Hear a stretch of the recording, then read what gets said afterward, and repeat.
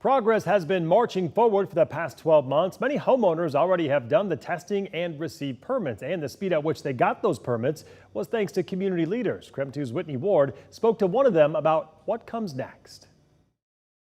Over the last year, there has been so much work to rebuild neighborhoods and homes like this one, but at the same time, there is so much more work that is still left to be done. I spoke with Spokane County Commissioner Al French today about some projects that haven't even started yet and what it's going to take to get to the next steps of recovery. The fact that we've got rebuilding going on right now, this is not just a house, this is a community that's being rebuilt. What did it take to get here? You know, it was a Herculean effort for a lot of folks. I mean, a lot of people really stepped forward to help. Obviously, it's more than just homes that burned. Yes. And so what is still needing to be done? You know, there's still debris that's in some of the lakes from the fire that hasn't been cleaned up. And we've got different agencies all saying it's not my job. Well, the bottom line is the lake needs to be cleaned up. So figure it out. Do you think that the county got enough help from the state, from the federal resources to kind of also help with bigger projects? You know, we got help initially from the state, and obviously the county kicked in.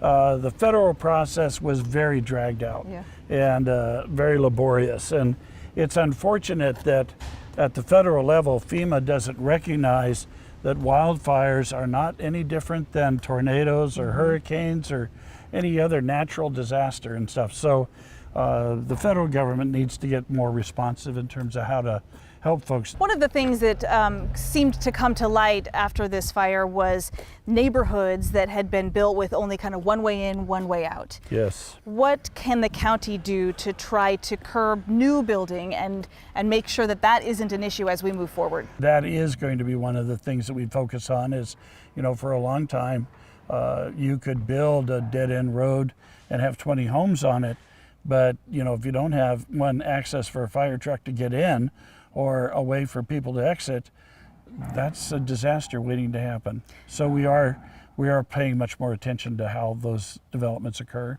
Is this kind of the reality now of knowing that wildfires can get into normal neighborhoods that used to seem and feel very safe?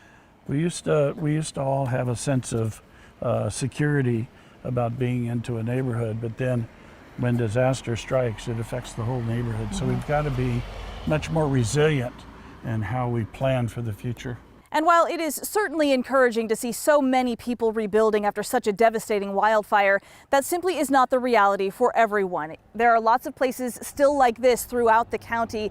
Many people simply have never been able to return home. They are still in temporary housing or perhaps living with family and friends, oftentimes because they were uninsured or underinsured. Commissioner French told me there is also help available for those people. So if you are in that situation, the long-term recovery group may be able to help. We'll make sure to post the link to that information on our website. Just go to KREM.com. In Spokane County tonight, Whitney Ward, KREM 2 News.